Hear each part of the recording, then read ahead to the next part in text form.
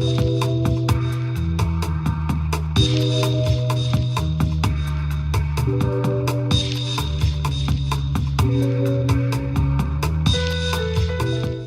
evening, I'm John Lentz, City and State's Managing Editor, and this is Last Look. Joining me today is Jack Hidary, a candidate for mayor in New York City and a tech entrepreneur.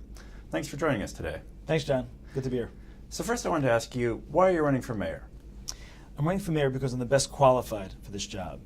I'm the only one running that combines entrepreneurial experience over many, many years, building companies in the new economy, creating jobs, building companies, creating opportunities. And I combine that with 15 years of nonprofit public service experience in three key areas: education, economic development, and the environment. Those are three key areas for our city, and I have the best combination of experience for this job. Now, you've often been compared to Michael Bloomberg as someone maybe you'd seek to emulate or someone you're modeling yourself after.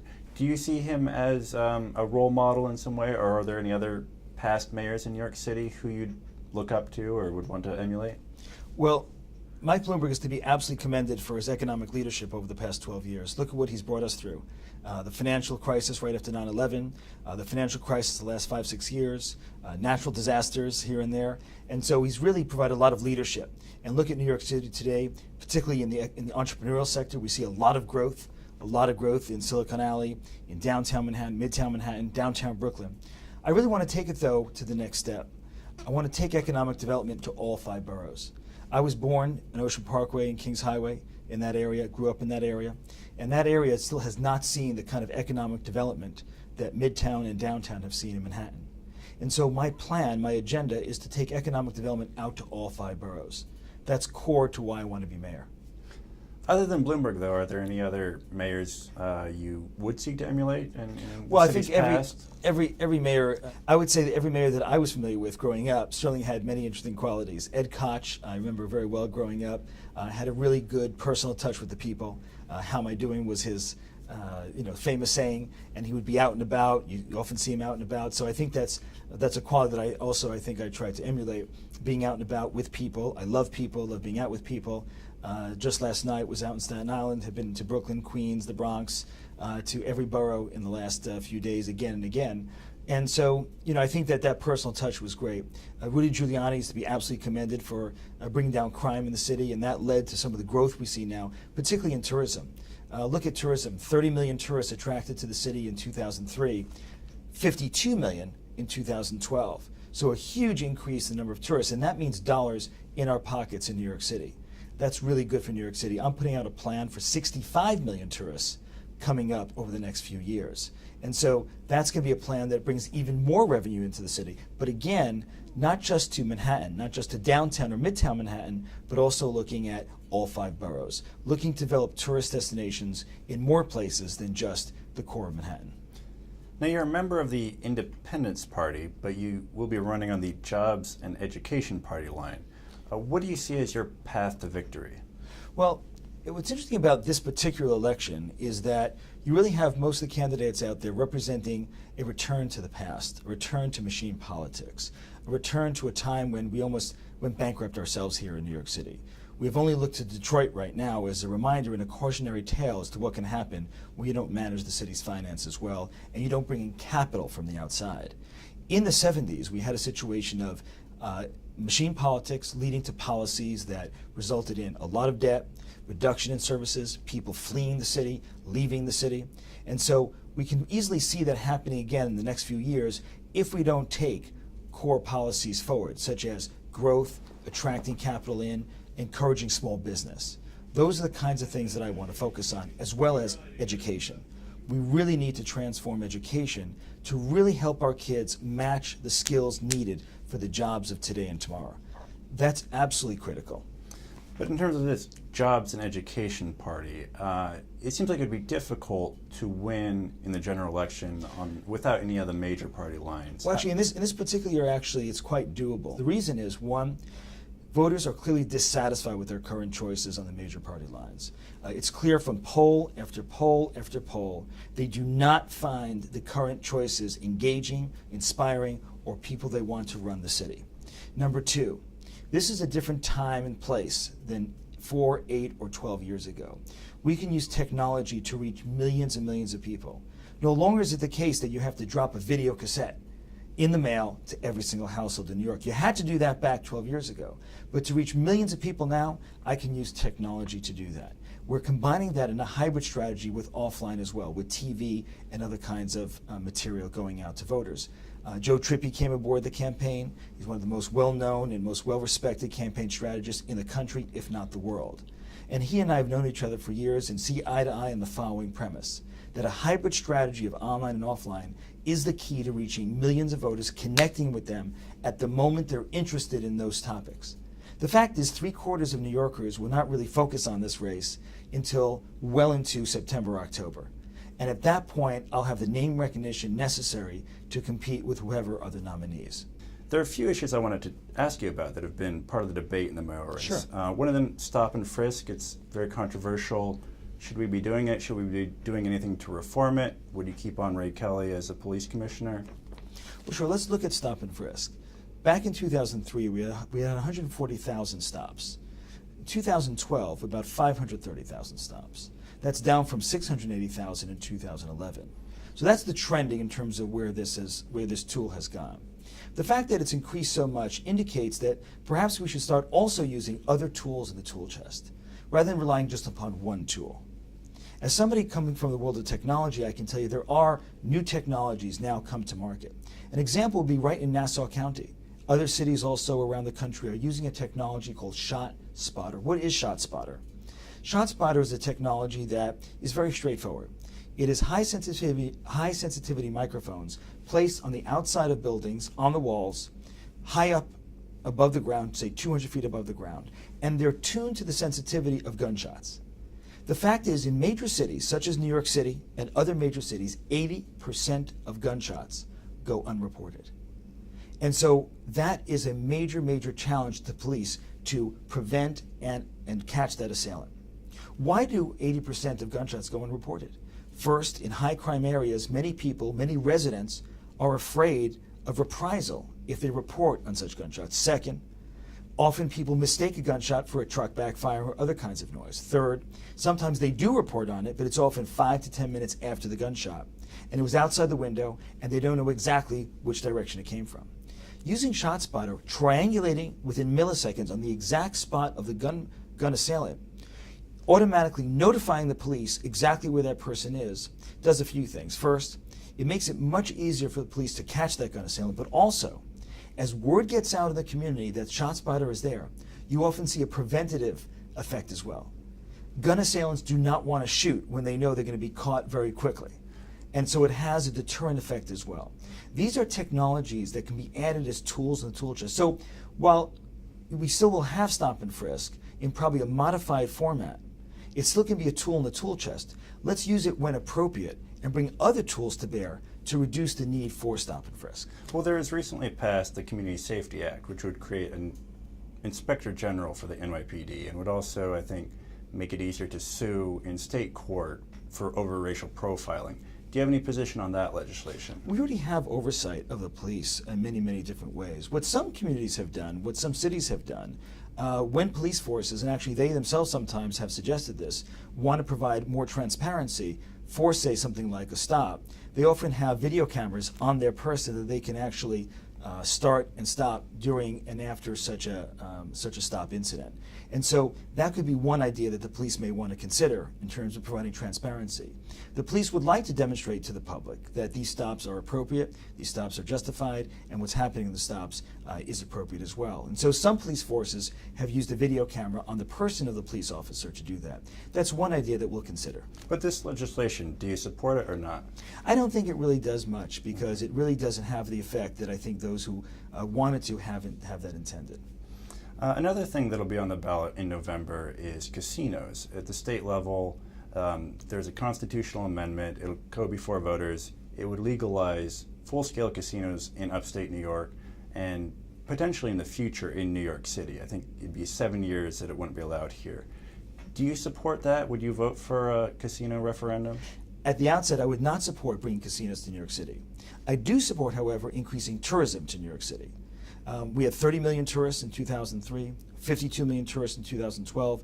I have a plan that brings us to 65 or more million tourists per year. And key to that plan is to bring tourists not just to the core box of Manhattan, but also to other parts of the city. Let's look at Brooklyn as an example. Downtown Brooklyn has been flourishing with restaurants, flourishing with new kinds of food companies, offering all kinds of food from many different cultures. Well, tourists want that kind of access to those kinds of experiences. In fact, tourists flock to parts of Spain by the millions to find small hamlets with interesting food and chefs.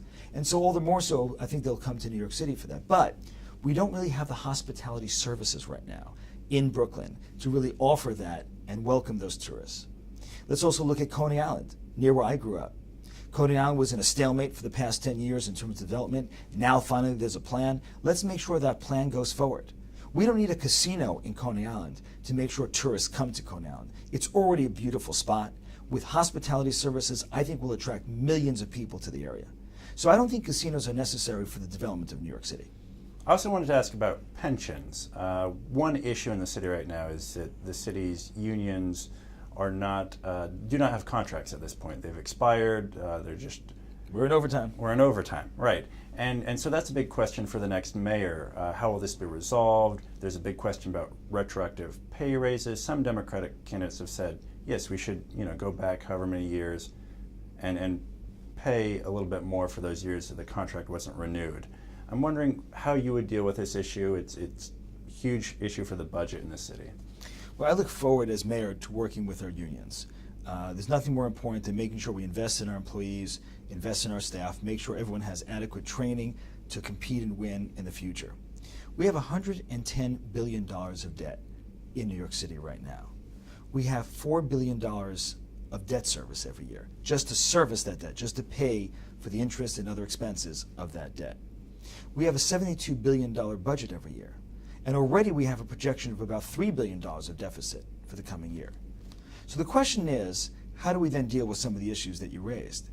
I'm going to deal with it in a very straightforward way. We're going to open the financials of the city, sit down with the unions, share with them all the financials of the city. Let's see what we can do together. The fact is, we're all in the same boat together. We all want New York to succeed. New York is right now competing against London, against Sao Paulo, against Singapore, Hong Kong, and other major growth centers for human capital and financial capital. We want to bring that capital here. We want to make sure New York has a sound footing. We absolutely want to, number one, make sure we're investing in our employees. Let's take teachers as an example. We have 75,000 active teachers right now, 200,000 total members of the UFT. I want to make sure we're investing for the future of those teachers. Professional development is core to the teaching profession.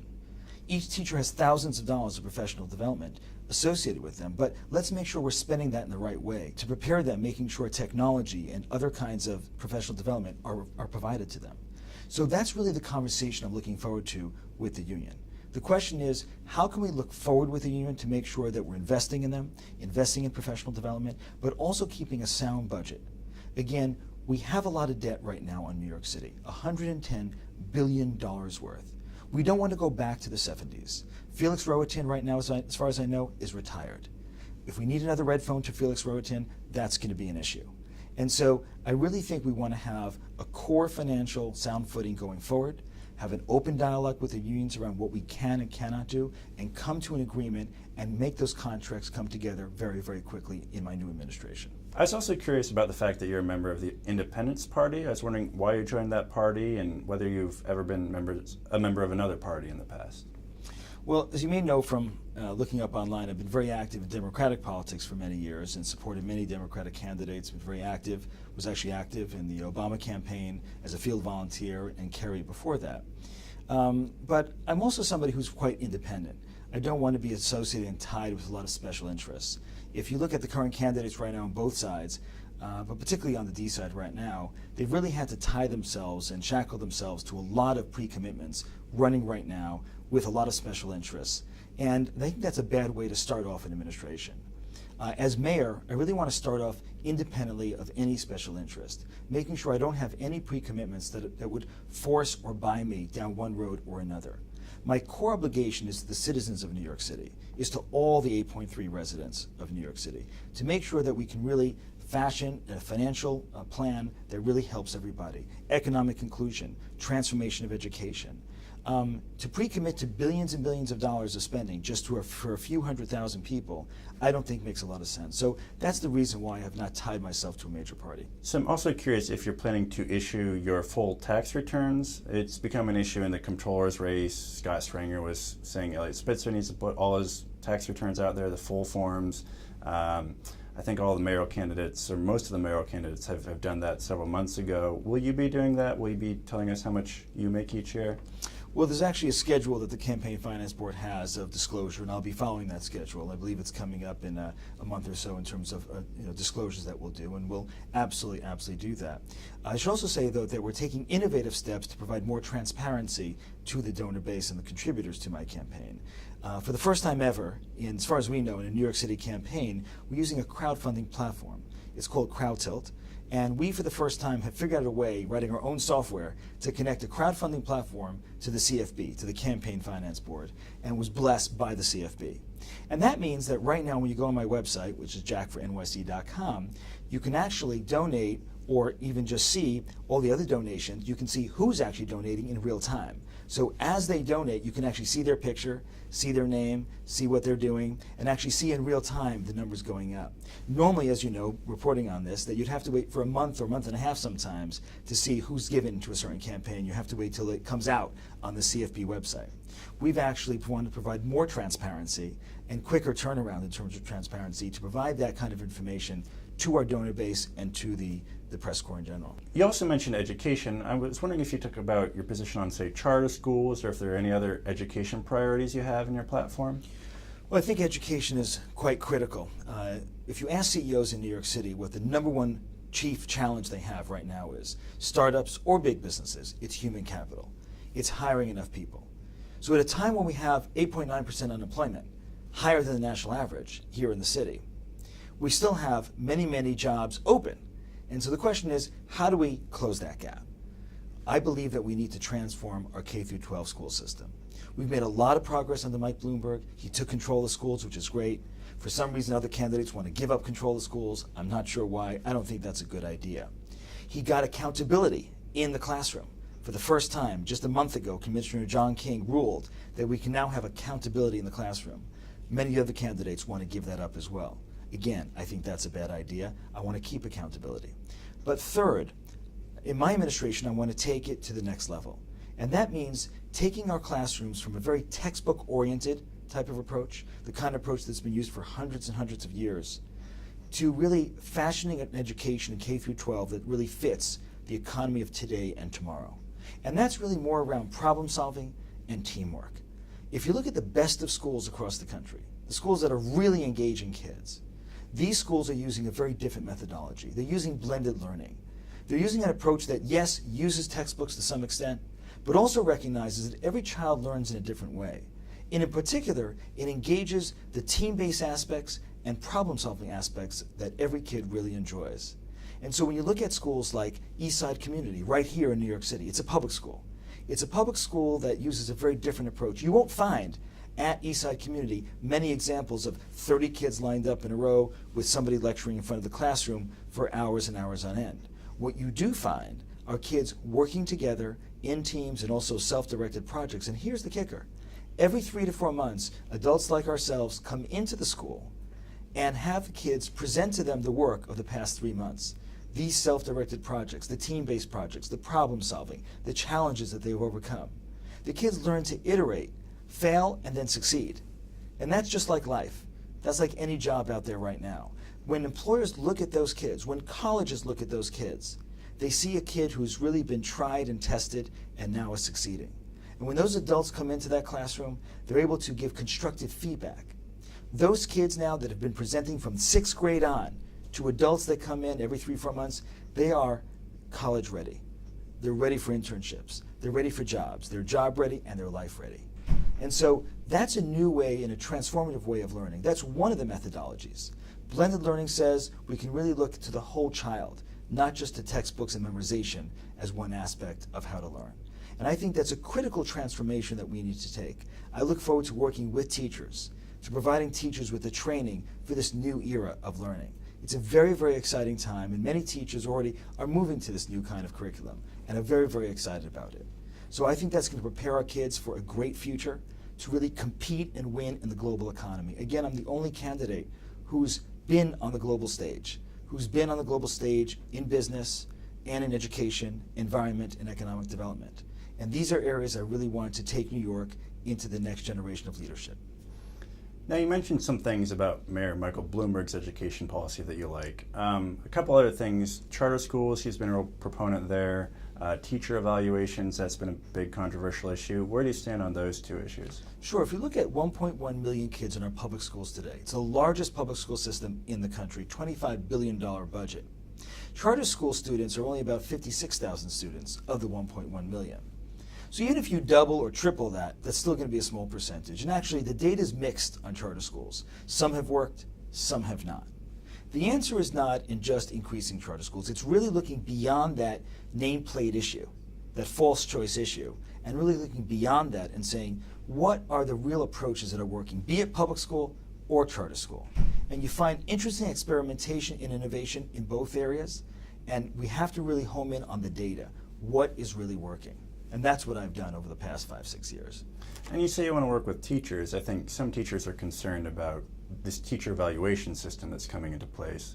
Do you support that, or do you have some concerns about the evaluation being a big part of promotion and whether teachers are fired, that sort of thing? Well, I think, again, we're going to find with any new system, we have to tweak that and modify that over time to make sure it really fits as a solution. I do support the general idea of accountability. Most teachers actually support the idea of accountability, and they want to see accountability in the system because they're working really hard. We have to support our teachers. Most importantly, we have to support our teachers with professional development, investment in training that allows them to take on technology, take on these new blended learning techniques that they're hearing about. I want to provide them that kind of training. I don't see any other candidates talking about that. So I'm very excited to become mayor, to basically provide our kids with jobs for the future because they'll get the training in K through 12 now. Jack, thanks so much for joining us today. Thank you for having me.